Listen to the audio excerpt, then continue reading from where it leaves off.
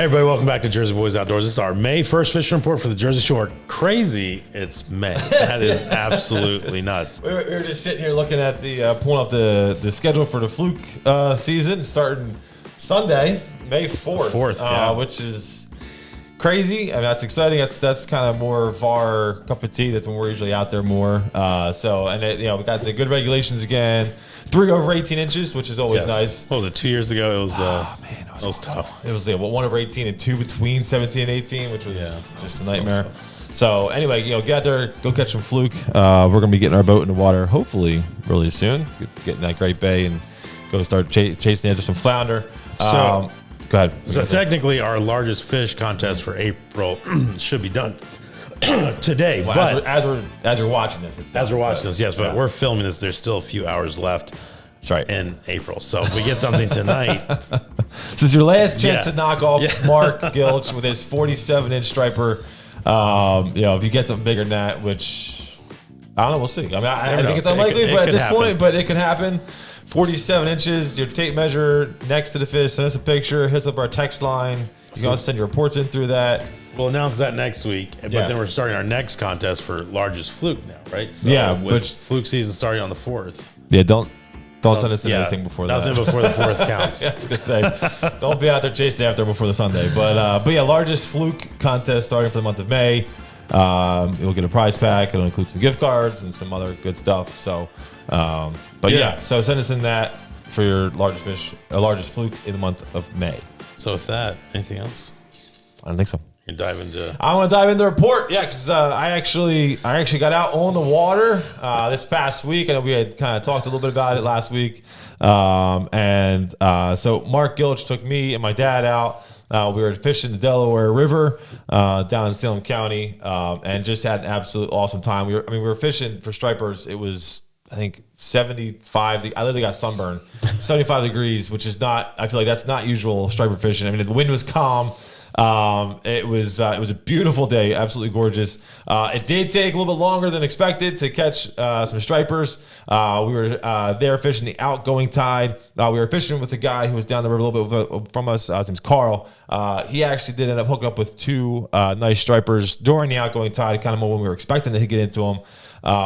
But it was actually during darn near dead low tide is when we got into them. I hooked into one nice one, got about 10 feet from shore, ended up losing it in the right near the bank there.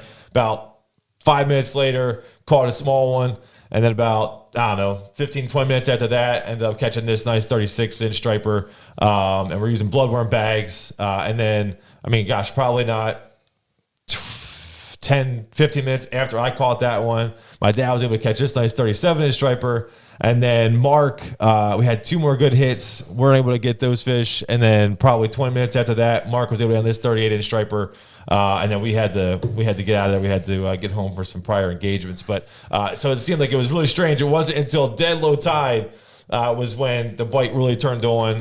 Really started to get interesting there. But really great day. Can't thank Mark enough. Like I said, we were using bloodworm bags in the Delaware River. It was a great time.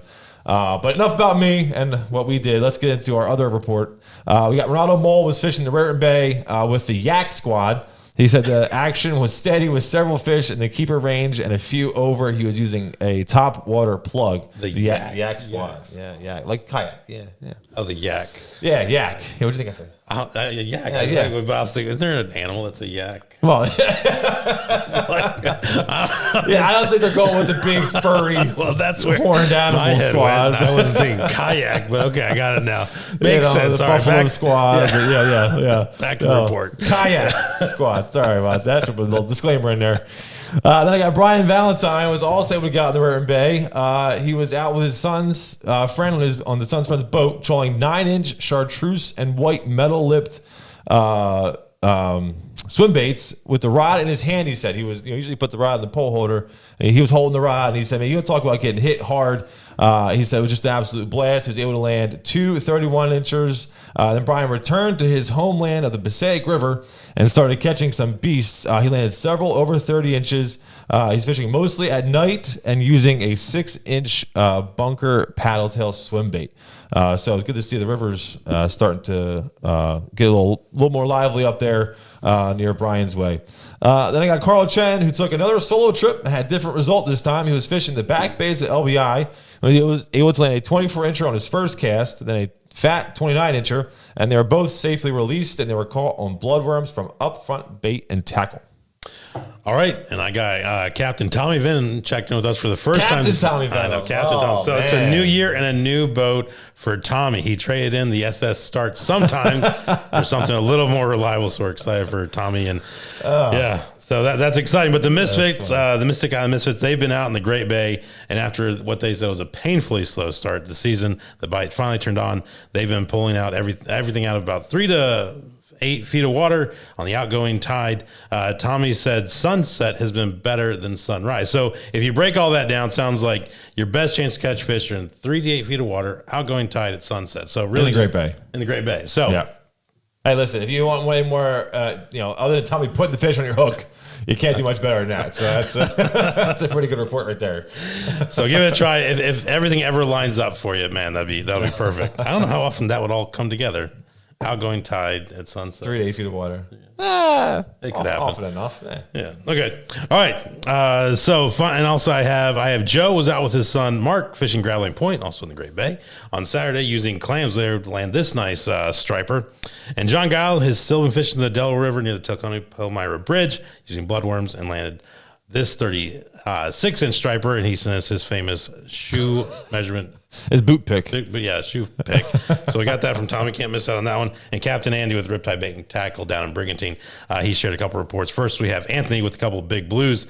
The largest weighing 8 pounds, 4 ounces, and 30 inches long. So cool to see the blues coming into I heard Brigantine. Heard they're getting ready to pop. The blues are. So. Yeah, so that means we got to get our boat. Yeah, we do. Yeah, we got to be ready for that one. Blue rush. And then Captain Andy shared this report from Andrew and his friend Billy. They were fishing a surf in Brigantine when they would land this nice striper just shy of 28 inches. So that's it. That's all I got. Yeah. Well, guys, good luck. Hey, hopefully you're able to get there for Fluke season. That starts, Sunday? Sunday, May 4th. Hopefully we'll be down there soon. So that'll be good. See us in the water. Stop by and say hi. That's right. Good luck, guys. See you next week.